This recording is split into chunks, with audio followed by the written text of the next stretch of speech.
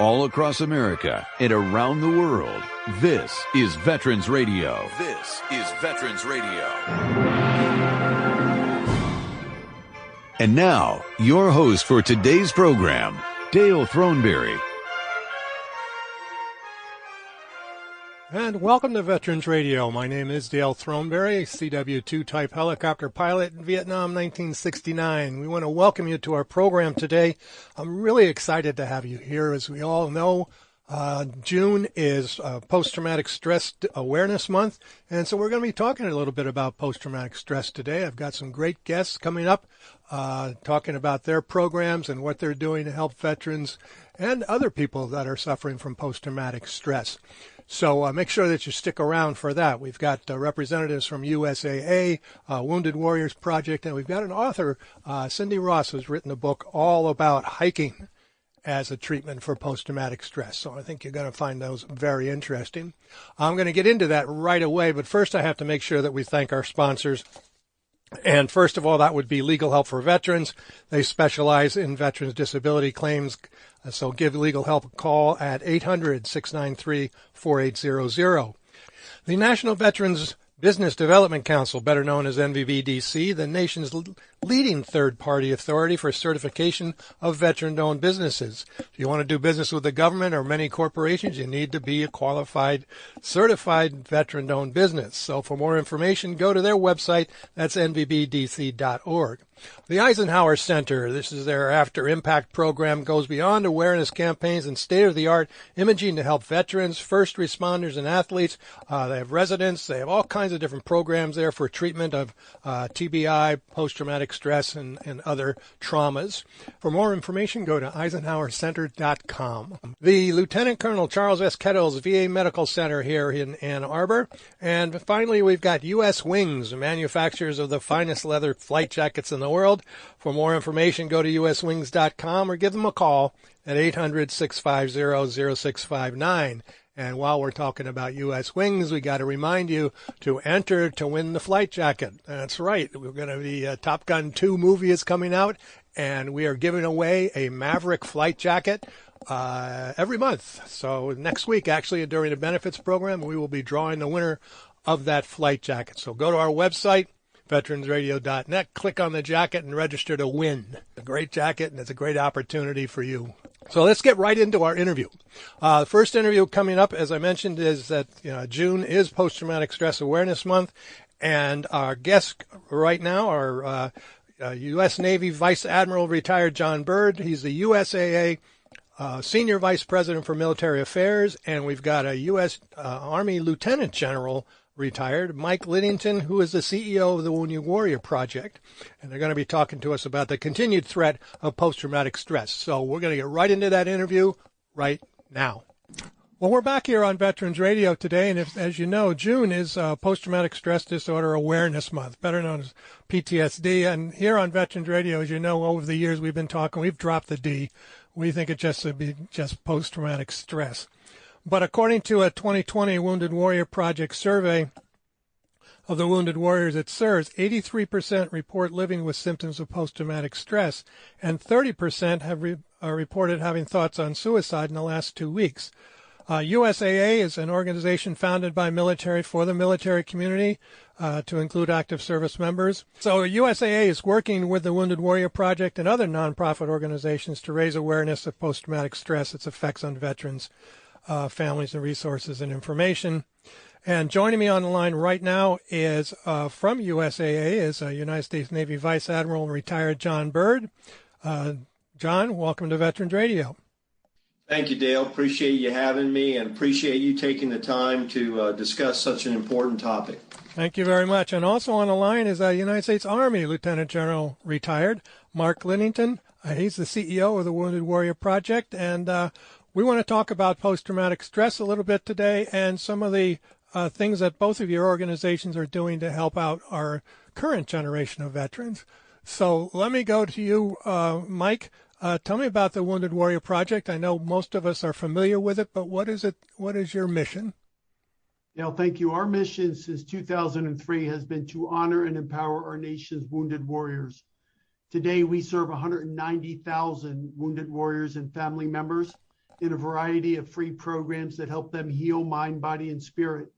Center to all of our programs is treating veterans that have served in combat and are suffering from post-traumatic stress. And we have a variety of programs that do that. And we couldn't do it, obviously, without the support of USAA and many other, giving Americans around the country. But it's an illness and an injury that really needs a lot of continued attention, because I think what we'll get to eventually today is, overcoming the stigma with getting treatment is one of our biggest challenges. And we all know that treatment works. The key is getting veterans into the treatment they've earned through their military service and then helping them heal. And when they come out the other side of that treatment, they're then, back to being, the valued leaders in the community in which they were recruited from. I think it's really important. It is the stigma of post-traumatic stress and the admission that you have a problem is probably one of the main barriers that so many veterans have. We know that generations of veterans going back to mostly starting especially with Vietnam era veterans, that there was a stigma of even being a veteran. And, many people in my generation didn't tell anybody what we had done, didn't even tell anybody we were in the service, because they had these assumptions that we were all Rambo characters, and which was difficult. And so when you finally do admit that you're having difficulty, sometimes weeks after you get out, sometimes years or decades after you get out, and you go for help, sometimes we don't even know where to go. How do we start this journey to get us back to a place where where we can survive? Yeah, for us, the key is connection, Dale. Treatment starts with connection. That connection may be a battle buddy, a brother or sister in arms, somebody that served with you, or somebody in the community. And then once you make that connection, then, the encouragement from somebody that has walked in your shoes to go get help is really the next conversation. I'll also tell you that this generation is probably a bit more amenable to getting help for mental health issues than previous generations. And we've worked hard, not just nonprofit organizations like ours and other community-based organizations, but our government, Department of Defense and Department of Veterans Affairs, have had a concerted effort for at least the last 10 years to try to overcome some of the stigma, so that once connected, the warriors can get help. And the programs we have directly providing treatment for post-traumatic stress starts with a talk program. We have people on the phone every day, about 25 of them, having 30-minute phone call check-ins every day with a warrior, just seeing how they're doing. We have other programs where young veterans can get together in the outdoors. Project Odyssey, it's a program where a dozen warriors get together, male and female, sometimes just female, sometimes male, sometimes couples. They go do something physical like whitewater rafting or hiking or high ropes or just different fun activities. And then at night around the campfire, they talk about their experiences, and we connect them with clinical care that's available at those retreats. And then really our top end program, our Warrior Care Network, is a program where we offer 2 to 3 week intensive outpatient therapy that gives Wounded Warrior Project alumni about a year's worth of treatment that they would otherwise get from the VA or from community providers.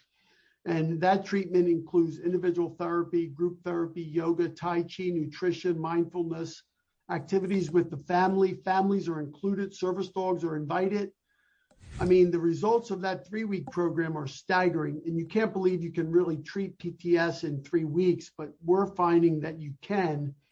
And the achievements you receive in those 3 weeks are really lasting for a year, 18 months afterwards.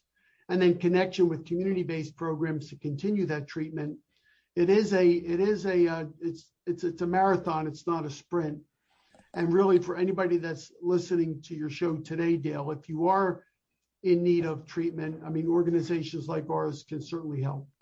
I think it's, as I mentioned, just great what you are doing, what the Wounded Warrior Project is doing out there. We're talking with Army retired General Mike Linnington, and also on the line with us is Navy Vice Admiral John Byrd. So, John, how did you get involved with the Wounded Warriors? How did USAA get involved with them? Well, Dale, thanks for asking. And again, thanks for what you're doing on awareness. USA's had a long partnership with the Wounded Warrior Program because we recognize it, along with other organizations, are absolutely necessary. Personally, I'm a huge fan of the Wounded Warrior Program. I contribute, USAA supports. I think it's the exact perfect organization the United States needs to have.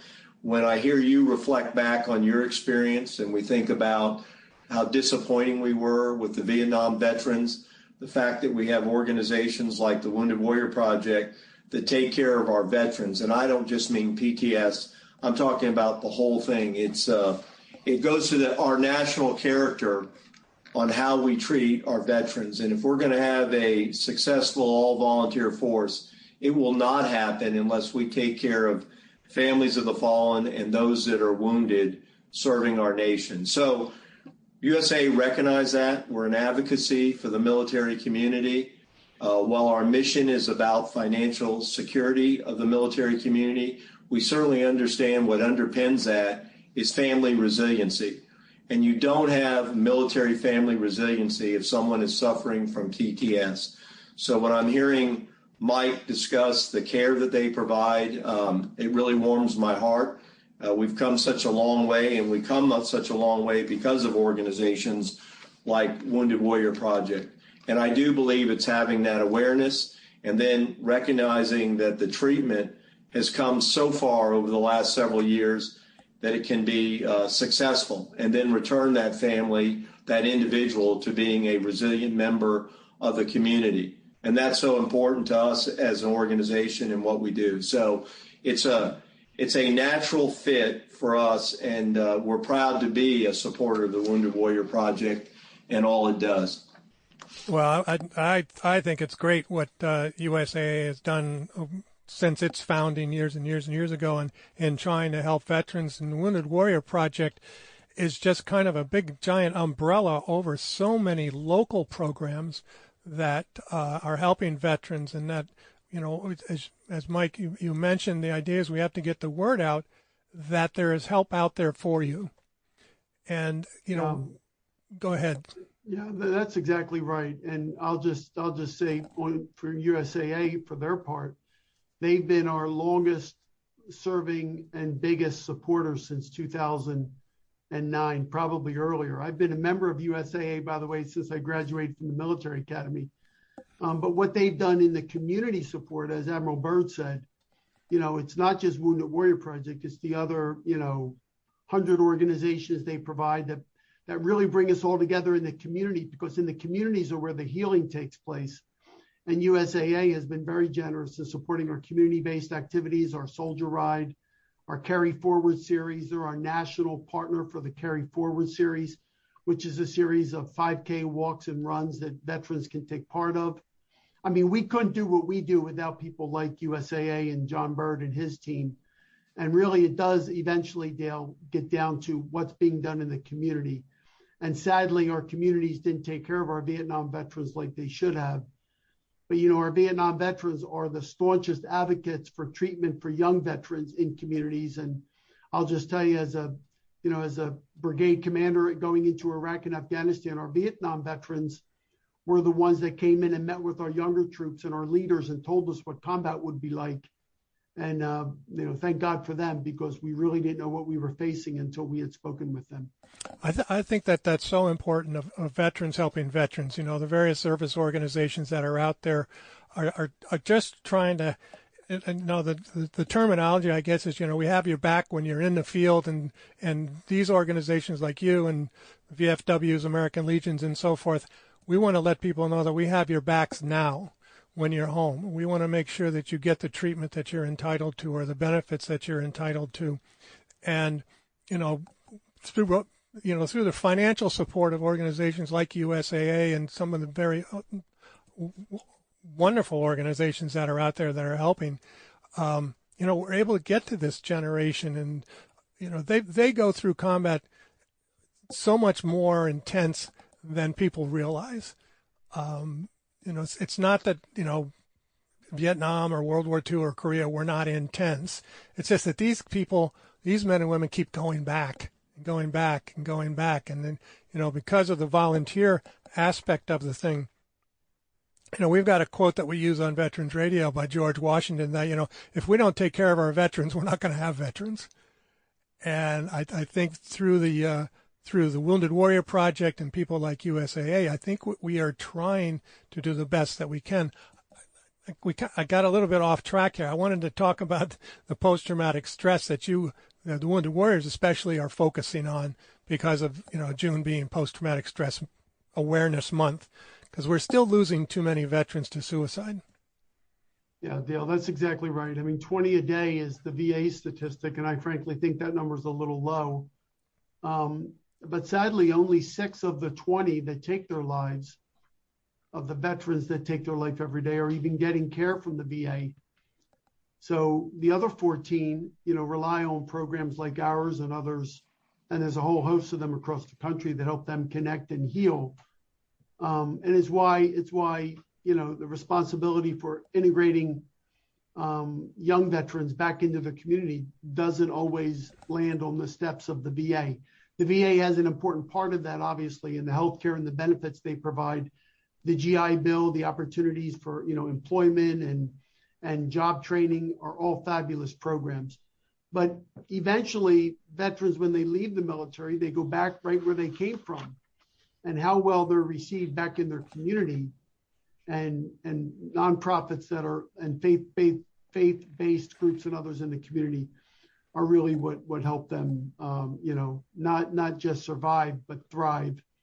And if we can overcome the stigma, as you talked about earlier, then encourage folks to get treatment, and then after treatment, go bring other warriors with you. Over my shoulder, you see this flag of one warrior carrying another. Well, at one point, every one of our 190,000 that we served was carried off the battlefield in one form or another, either from a physical injury or an invisible wound. Our goal is to get these warriors, these leaders, healed and back into being, leaders in the community. And we couldn't do that, without a ton of support. USAA is at the top of that heap. And I think this month, although it is Post-Traumatic Stress Awareness Month, every month should be a month that, veterans encourage veterans and others reach out to veterans and see how they're doing and check in on them and make sure they're doing okay. You mentioned all the things that you are doing. There's a local small organization here in the Ann Arbor, Michigan area called Warriors and Caregivers. And what their mission is that, not only to take care of the warrior, but also to take care of those caregivers, because without the caregivers, the warrior is going to just be lost, forever, unfortunately. And the support the families is so important. And I'm sure that the Wounded Warriors, it sounds like you've already got similar programs going on around the country. And I just wanted you to touch on that for a minute, how important those caregivers, your families, your mothers and your fathers and stuff, to get them to understand. My story always is that my mom went through my father going through World War II, and then she went through me going through Vietnam, and I never even thought about the effect it might have on her. We conduct about 5,000 events a year that bring veterans together, and those events are largely open to the families. And as you said, Dale, if you can get the caregiver or the spouse or the family in support of that veteran's healing, it's always more effective. And our Warrior Care Network, you heard me talk about that, that includes family members as well. We have a program that provides in-home support for our most seriously wounded veterans called our Independence Program. That program serves about 700 veterans with significant to severe spinal cord injuries, traumatic brain injuries, and other neurological conditions. And, if we take care of the caregiver is also taking care of the warrior. Caregivers are called hidden heroes. We work closely with a couple different caregiver organizations. I venture to bet USAA supports many, many more than we even work with. But the Elizabeth Dole Foundation, the Rosalind Carter Foundation, the Warriors and Caregivers program you talked about up there in Ann Arbor. We have to think about the families as we talk about the veteran, because, if you don't heal both, then, you're subject to, not being as effective as you could be. Right. And, and the goal of all of these organizations, yours, mine, and USAA's, of course, is to get these men and women back into the community, functioning as best that they can as soon as we can, because post-traumatic stress never really disappears. It's just a matter of how we can, live with it on a regular basis, and, whether we can not be overwhelmed by it. I think that the idea we're talking here, one of the comments that I got was, post-traumatic stress is treatable. Yes, nearly a quarter of people believe that post-traumatic stress is not treatable. They think that we're all going to be, traumatized for the rest of our lives. However, there's evidence-based that there is treatment for post-traumatic stress, and there's so many different kinds of treatment that's out there. Not just talking to a psychiatrist or a therapist or anything like that, but the idea of going on hikes or going on canoeing or going on motorcycle rides or pairing up with a horse, horses and dogs and other types of companionship. And I think that that's one of the other things, is that because, once we have that camaraderie that we all have, that when we were in the service, I think this generation is better at keeping those connections. Mainly, probably due to the tech. Social media helps, and honestly, Dale, I'm grateful we're approaching the backside of COVID isolation, because isolation is also a killer. Mm-hmm. Post-traumatic stress is a illness of avoidance, and COVID has exacerbated that avoidance and that isolation. And we have seen really sad statistics on the increased post-traumatic stress, depression, anxiety, drug use, alcohol abuse, suicidality, and even domestic issues from the isolation caused by COVID. So, we're really working hard as we reopen up all of our programs last couple months, and now we're really increasing it now in June, to get warriors out in the fresh air, spending time with each other, and really, encouraging them to get the individual treatment they need, but also lean on their cohorts and their battle buddies to realize that they're not alone. That's the key word. I think they're not alone in this battle, and they're not expendable either. They're not being left on the debris of war. We want to make sure that they come home, and they come home safe, and their families are, everybody moves on with their lives. It's so difficult. I was thinking, you just mentioned in the pandemic, and I know that the American Legion had their Reach Out and Touch, campaign where everybody was trying to contact everybody that they knew, just to, we used to call it, the elderly check, but now, you should check on your veteran buddies to make sure that they're okay. Because as you mentioned, so many of them are isolated, and, maybe they don't have the support system that many of us are fortunate enough to have. Dale, I think I would add to something that you and Mike are talking about, and it's so true about this engagement. And we talked about the stigma from the individual to get help, which we need to overcome. You mentioned the misconception about whether or not it can be treated. We also know there's misconceptions, sadly, about how significant PTS is in terms of people acting out. There will be violence and all that. And so often that's not true. And so it causes people to not engage, not reach out and connect. And so it's important in this time of awareness that we make it clear about interacting with people with PTS, helping them to get help, understanding there is treatment. And then the other point I would pick up on, and Mike hit upon it, is, yes, the VA does a great job, but they can't do it alone. The care for our wounded warriors is significant enough, and our veterans writ large, that this has to be a public-private effort nationally all the way down, as Mike said, to the community. So I think it's important that we all look for ways and opportunities to participate in support of veterans that are wounded, PTS. And it's as simple as giving. It's simple as getting the word out. And there's many other ways to do it. You know, almost every community has some way. Mike mentioned faith-based. Certainly that's a wonderful way to do it. So I think it's important that your listeners think about that and think about ways that they too can support. And finally, the caregivers. Yeah, there's a number of organizations that spend time. Mike mentioned the Elizabeth Dole. There's Strong Star Training Initiative, where they focus on helping caregivers, and Mike called them hidden or the unsung heroes. That's exactly right. Without them, it kind of doesn't work. The wheels come off, because more often than not, they are the family members. So again, really appreciate that we get the word out about help, about the misconceptions, and getting these very deserving warriors the care they need. Well, that's our goal too. That's our mission here at Veterans Radio, to get the word out. And I know that both of you have got busy schedules, and I want to thank both of you for coming on to Veterans Radio.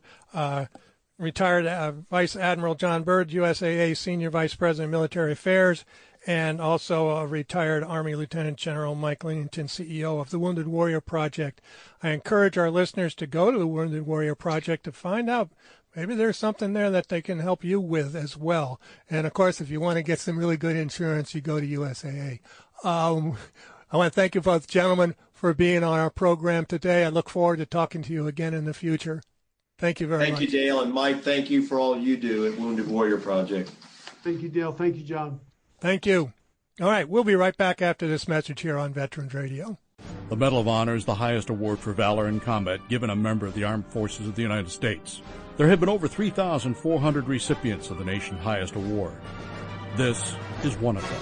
Sergeant First Class Donald Moyer threw himself on a grenade to save the lives of his comrades. Details after this. If you have a VA claim denied by the Board of Veterans' Appeals, contact Legal Help for Veterans at 1-800-693-4800. They're experts in handling cases before the U.S. Court of Appeals for Veterans Claims. Their number again, 1-800-693-4800. Moyer's platoon was committed to attack and secure terrain stubbornly defended by a numerically superior North Korean force in well-fortified positions. Advancing up the rocky hill, the leading elements came under intense automatic weapons, small arms, and grenade fire, wounding the platoon leader and platoon sergeant. Moyer rushed to the head of the faltering column, assumed command, and urged the men forward. Inspired by Moyer's unflinching courage, the troops responded, but as they reached the final approaches to the rugged crest of the hill, enemy fire increased in volume and intensity, and the fanatical foe showered the platoon with grenades. Undaunted, the group forged ahead, and as they neared the top of the hill, the enemy hurled a grenade into their midst. Moyer, fully aware of the odds against him, unhesitatingly threw himself on the grenade, absorbing the full blast of the explosion with his body. Although mortally wounded, Moyer's act saved several of his comrades from death or serious injury. The Medal of Honor series is a production of Veterans Radio. Military veterans touch everyone's life. I'm guessing right now you're thinking of a veteran, a close friend, relative. Maybe it's you. Even the toughest of us sometimes need help, but don't know where to turn for support. You don't need special training to help a veteran in your life. We can all help someone going through a difficult time. Learn how you can be there for veterans. Visit veteranscrisisline.net. veteranscrisisline.net. A message from the U.S. Department of Veterans Affairs. Live, live, live, right, live. Your live, live, live, right, live. I'm telling you if you don't know. I'm telling you if you don't know. Something's coming down the road. Something's coming down the road. We call ourselves Last Patrol. We call ourselves Last Patrol. We come to bring our brothers home. We come to bring our brothers home. So here we are. We're back here on Veterans Radio today, and continuing with the theme of post-traumatic stress, our guest is Cindy Ross, and Cindy is a writer of a great book that I was recommended to me by my sister-in-law. It's called Walking Toward Peace, and it is involved with veterans. It's another alternative treatment for post-traumatic stress. on Veterans Radio, we've talked about horse therapy, and we've talked about role playing, and we've talked about immersion, and so on and so forth. And I think this particular one is more healthy than some of the other ones we've talked to our guests about. So Cindy had her formal education at Indiana University. That's in Pennsylvania, folks. And she's also gone to the Pennsylvania Academy of Fine Arts, Philadelphia Fine Arts. She's a long-distance hiker, writer, author, educator. Whew, she's through-hiked, new word that I didn't know, through-hiked the entire 2,100-mile Appalachian Trail, the 2,600-mile Pacific Crest Trail, and as a single woman, it says, and later married with kids, the 3,100-mile Continental Divide Trail, making her a triple crowner. So, Cindy, welcome to Veterans Radio. Thanks, Dale, for having me. That's kind of, golly, that's a lot of walking. Not if you take it day by day. There's a saying, anywhere is walking distance if you have the time. Okay, right. Yes, if you have the time. So the book is entitled Walking Toward Peace, and it's the idea of helping veterans come to terms with their I almost said afterlife. It is an afterlife. After their military career is done, how do they make this transition, and how did you come up with the idea that this would help them out? Well, actually, I didn't come up with the idea. My very good friend, Earl Schaefer, the first veteran that's profiled in the book, is really the father of long-distance hiking. And he was walking off World War II. And he was the first person to ever hike the whole Appalachian Trail, which is the longest continuously marked footpath in the world, goes from Georgia to Maine. So they had just built the trail and said it was impossible to hike the whole thing without stopping. And Earl was supposed to do the trail with his best friend who died in World War II. So he came home and feeling really bad about everything, decided to do this in his friend's honor. And so he helped me become a writer, actually. He was writing his first book, Walking Towards Spring, and my first book called A Woman's Journey on the Appalachian Trail almost 40 years ago. So he started the theme of walking off war. And I guess ecotherapy started about 10 years ago when people started looking at alternatives. Years ago, I'm 65, and I remember many, many decades when different schools and camps started bringing like juvenile delinquent kids or kids that were in trouble out into the woods. I mean, they coined it hoods in the woods, but and I think a lot of the big cities brought them out there, and they had tremendous success with these kids who couldn't focus, were making bad choices, needed to get out of the city. And they were probably the first to really, use nature as ecotherapy. But there's been tons of research in the last 10 years about what happens to your brain, not just your body, as far as health and fitness goes, because we've known about that a long time, how important exercise is. But as far as how it changes your brain is kind of new. And that's what's really helping these veterans. I was interested in the Earl Schaefer story because of, we don't know that much about how these men and women came back from World War II, because our parents never talked about it. Dad was in the Coast Guard and so forth, but he never talked about how he was able to make the transition, if he ever was really able to make that transition. Because I was at a conference one time with a bunch of Military Writer Society, and we were talking about Iwo Jima, and I said, "Oh, my dad was on Iwo Jima," and then somebody else, "Oh, my dad was on Iwo Jima," and like 10 of us our dads had somehow gone through Iwo Jima, either in the Marines or in the Navy and so forth, and we started talking about their behaviors, and we found so many similarities. First of all, they didn't talk about it. Second of all, they might have drank a little bit too much. Were quiet about a lot of things and never really were able to open up. And in reading your book, The Walking Toward Peace, I see that so many of your sample people, I guess you can say, the people who contributed to the story have had similar experiences. Before they started doing the walking, they went through all of some of the traditional steps of trying to deal with trauma.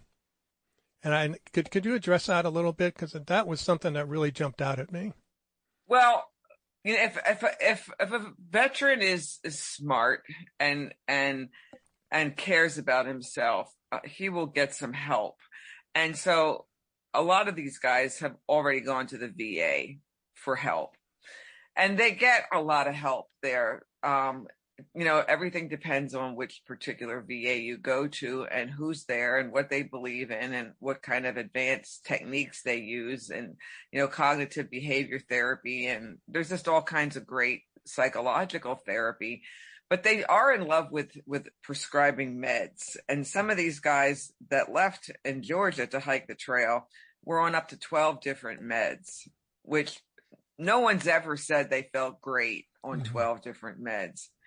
They might not feel angry. They might not, they might be able to sleep through the night with their nightmares. They don't remember. One guy told me he took a pill for his nightmares. He took a pill so he could sleep, and then he had to take another pill so he could forget his nightmares. And it's like, oh my God. And that's just a sleep problem. But about one of my vets in the book said after 800 miles, he was able to wean himself off all of his meds. Some of these guys that are out there for 5-6 months, they're not going to get off and go back to their VA to get new scripts. And so they just wean themselves off the drugs, but then find that being in the wilderness and walking and having that focus, they don't need them. And so a lot of them stay off of them then, but they have to put themselves out there. They go through a pretty rough time when they go off their meds, but they seem to be better without them. But it's replaced with the hiking and what happens to your mind from the exercise too. I think one of the interesting things that I drew from the book is the idea of civilians. The regular population seems to have this preconceived ideas of what veterans are like, and you know, from my generation, you know, we were all kind of these war crazed nut jobs that were out there doing all kinds of weird things and so forth, and even some of the more current ones, but you know, the more current ones are not in the news that much because there aren't that many of them. You know, you're talking less than 1% of the population being in the military any longer. And these men and women are doing multiple deployments. And I don't know how they survive that. I just don't understand it. I have a nephew who is an Army Ranger, and he did 3 or 4 deployments, and he was in for 20 years. And his wife finally said, you got to get out of here. You can't do this anymore. And but let's talk about some of these characters. The camaraderie is one of the main themes that I picked up in reading the book Walking Toward Peace by Cindy Ross, who's our guest right now, is that the one thing that so many of these veterans miss is that camaraderie. That, you know, these men and women that they trusted their lives with, and now suddenly they're not there anymore. Of course, they don't have the adrenaline highs anymore, and they're trying to figure out, you know, how do you cope with that? Some of them go, you know, take up skydiving or drag racing or all kinds of dangerous behaviors. I can relate to some of that. And it just takes a while. You cannot cure post-traumatic stress overnight. Well, I don't think, from what they've been telling me is, as you know, you spend all the rest of your life trying to get back to who you used to be as far as a happy, peaceful person. They'll never be able to go back to who they were. And of course, they probably don't want to, because every experience you have in life changes you and you evolve as a human. And so you wouldn't want to toss stuff that happened to you just because it didn't feel good. There's a great book called Post-Traumatic Growth, and I really like the whole concept of taking those challenges, and and the vets that were deployed and were in combat seem to me have the most challenges, and try to figure out how to turn that into growth instead of trauma. And you can do that. It takes a whole lot of work and insight and, courage, but they can do that. And the thing about hiking, Dale, is that it's one of those exercises or activities where you have all this opportunity and free time to think. And this isn't the kind of ruminating thinking that they have where they go over and over and over the same scenes, the same firefights, the same, things that happen bad, trying to figure out why it went that way, why the buddy next to them died and not them, and what they maybe could have done better if they were, in a position of leadership. Not that kind of thinking, but where it just kind of, for whatever reason, what happens to your brain is it stops that ruminating and obsessing over negative thoughts. It kind of diminishes that, and and that's so fatiguing mentally. And so it soothes your mind and boosts your creative thinking, and that in itself is healing. So that's why I picked walking, because they could. Almost anyone could do it. And actually, there's a whole chapter in the book about a group of Marines who have compromised legs and can't hike or walk anymore. And so they ride adaptive mountain bikes. But mostly anyone who has their legs can walk. And so that is a really easy thing to do. To be into nature, doing that helps so much. So that's why I picked that. But they've had so much good luck of ridding themselves of their trauma simply by walking. And of course, everyone doesn't have 6 months to go do a long distance hike, and even an hour or two a day does tremendous benefits. So I wanted to make sure that I covered enough veterans in my book that hike for short distance too. But it's this whole way of looking at your trauma and turning it into personal growth. And you can think about that while you walk, subconsciously even. Right. I tell people, I've had all this experience with long distance hiking before I even met a veteran that had trauma. And I used to tell people, you don't solve all of your problems, and the vets don't heal themselves and quote get better.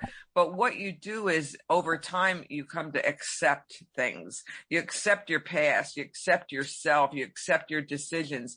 You are reminded that you did the best you could at that time, and to move forward and have that, gift yourself that gift to move beyond this past trauma and say, okay, going forward now, because the whole thing about hiking or hiking a long trail is your goal, which is what these veterans need. They need a mission and they need a goal. So all these things, it's so multi-layered, Dale, as far as it sounds like so simple. You're just walking, but there's tons of stuff that's happening to your mind and your body while it's going on. Oh, sure. I can only imagine. I was thinking of the people that I was reading about in the book, especially the not everything is uplifting in the book, folks. It's not all positive, because there's a guy who didn't make it, and that was Zach Adamson, and the who had done hiking and had done all these things, and his cadre of friends that were obviously traumatized by their experiences in Iraq and Afghanistan. I think it was Afghanistan with that crew, and then they lose their friend here. And that, I think that piled on the guilt a little bit for them and how they have eventually worked out. Could you talk a little bit about that group? I'm talking about Zach, Travis, Sean, and even Dan Stein. Yeah, the guys in the special forces, I'm convinced have it the worst. The worst everywhere. The worst there, the worst here. Of course, they wouldn't have wanted it any other way. They absolutely loved being Rangers and probably SEALs and all those guys.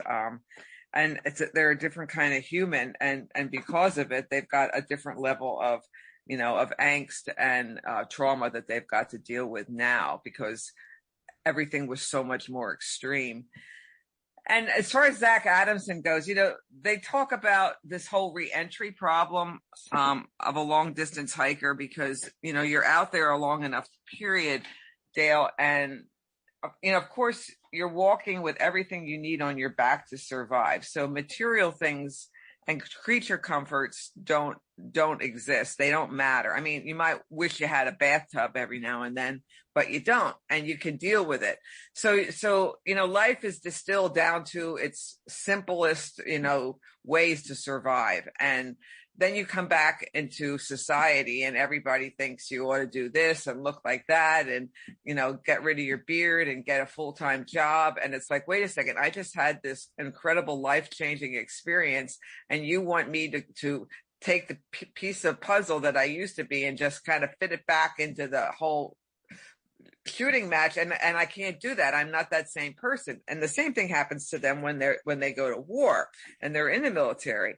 And so it takes tremendous patience on your part, and also your family and friends to allow you to figure out your life. And so Zach Adamson had a double whammy. He went right from his deployments onto the AT. And as soon as he got off the AT, the Appalachian Trail, after 2,100 miles, he didn't know what to do with himself. And, winter came and it was stressful. And there's a piece in my book about why it's so easy for these guys to commit suicide. And I went to a big conference called Nature's Grace a couple of years ago, and there were 70 organizations that use the outdoors and nature to help heal veterans. And there was a man there that talked about, he stood up and he said, I want to explain to you why it's so easy for us to commit suicide. And he talked about how, they're great. They're great at killing machines. They know how to do it. They're trained to know how to do it. And they're taught that, save the last bullet for yourself, and that you're expendable. And so they have a different outlook on life and death than we do. And when they're under so much pain, of course, it makes complete sense. They know how to do it, and they're going to do it.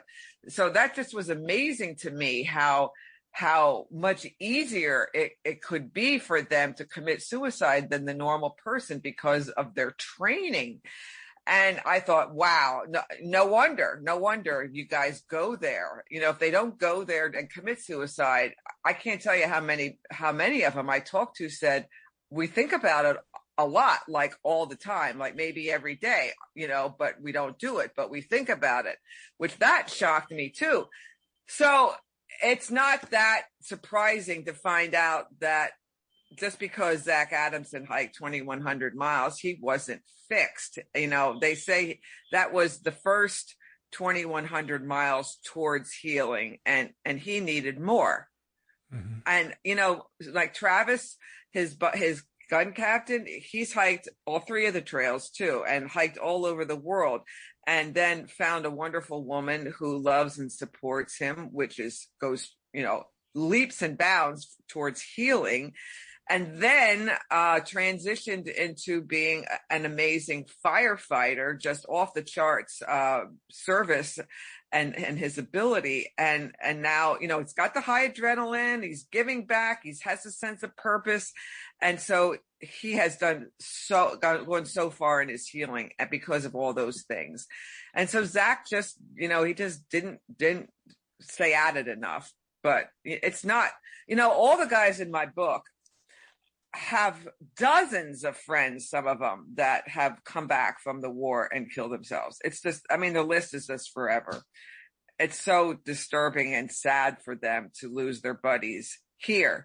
Mm-hmm. It's bad enough losing them there, but to come back and lose them here and not be there when they thought they should have, or not picking up on their cues, or not getting them out on the trail with them. There's just a million reasons why we think we should be able to save everybody. I've lost guys in my nonprofit in the last 7 years. I can't believe how many I've lost. And even I had 5 guys Christmas Eve call me saying, I'm done.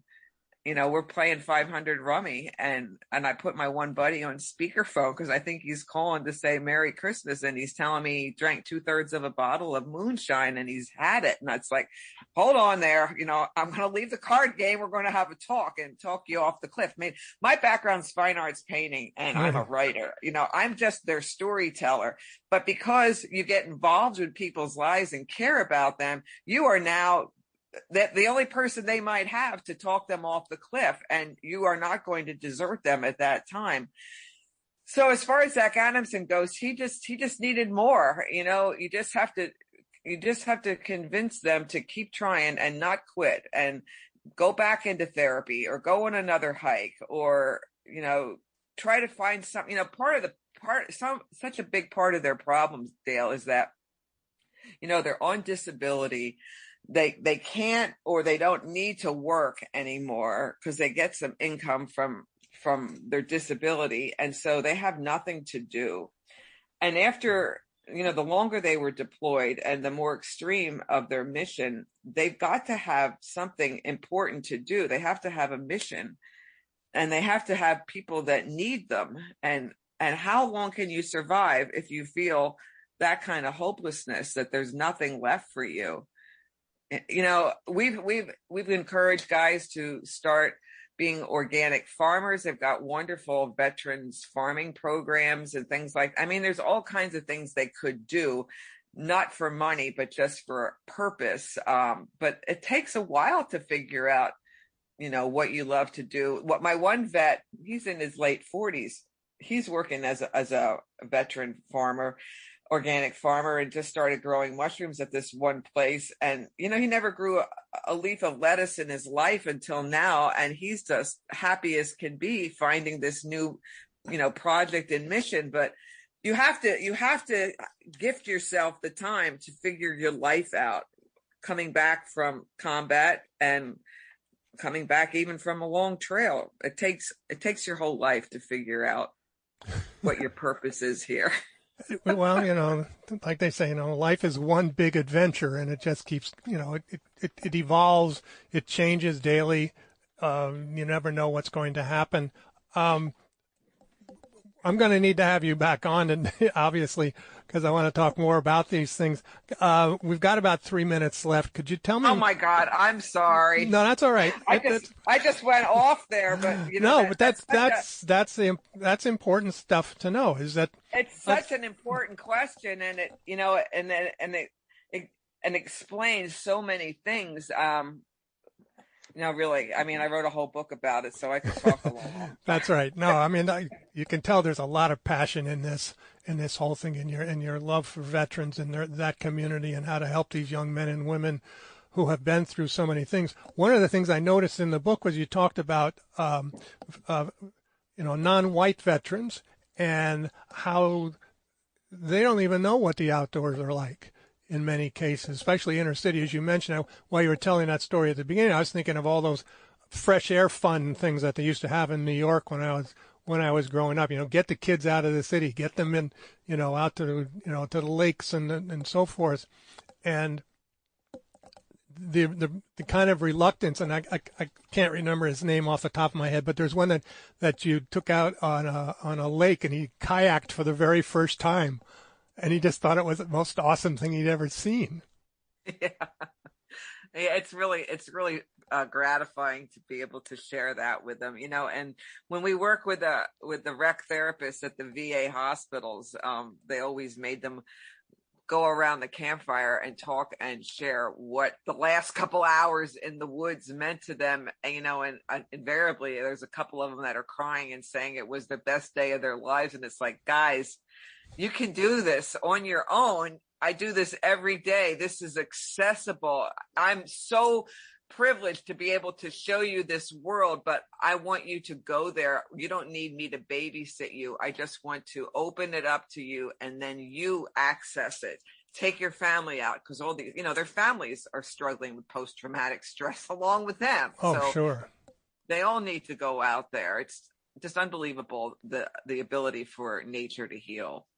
Well, I think that's a note I'm going to end on, is that nature can heal. We've been talking with Cindy Ross. Her book is Walking Toward Peace, and it's a great read. I recommend it to anybody out there, civilian or military. I think you can all relate to so many of the men and women that are in this book and the changes in their lives. And for those of you that did grow up out in the country and you've moved to the city, go back to the country. Remember what it was like when you were a kid. Remember when you used to go catch salamanders. Remember when you used to, get lost out in the woods and your parents were ringing the bell and for you to come home and so on and so forth. So I encourage people to get this book and to read it. And where might they find it? Any bookstore can carry it or order it. Amazon has it. If they want an autographed copy, they can write to me at CindyRossTraveler@gmail.com. My nonprofit's called River House PA, and they can look that up and see some of the programs that we do to help veterans, just for some background. But any place that sells books, they can find it. Okay. Well, Cindy Ross, thank you very much for being on Veterans Radio. It's such a pleasure to talk with you about this story. Thanks, Dale. We want to thank USAA and Wounded Warriors for being on Veterans Radio today, and I want to especially thank Cindy Ross for being our guest also. Next week is our benefits program, so we make sure that you tune in. If you have any questions about the VA Medical Center or the disability payments and so forth, make sure you tune in. Also, make sure that you tune in to see who wins the jacket from U.S. Wings next week, so make sure you register for that. We're running up against the clock today, so we've got to say goodbye. Thank you all very much for listening. Until then, this is Dale Throneberry for Veterans Radio. You are dismissed.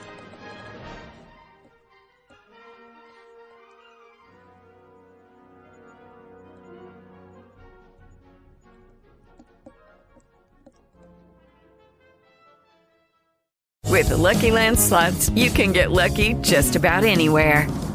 This is your captain speaking. We've got clear runway and the weather's fine, but we're just going to circle up here a while and get lucky. No, nothing like that. It's just these cash prizes add up quick. So I suggest you sit back, keep your tray table upright, and start getting lucky. Play for free at LuckyLandSlots.com. Are you feeling lucky? No purchase necessary. Void where prohibited by law. 18+ terms and conditions apply. See website for details.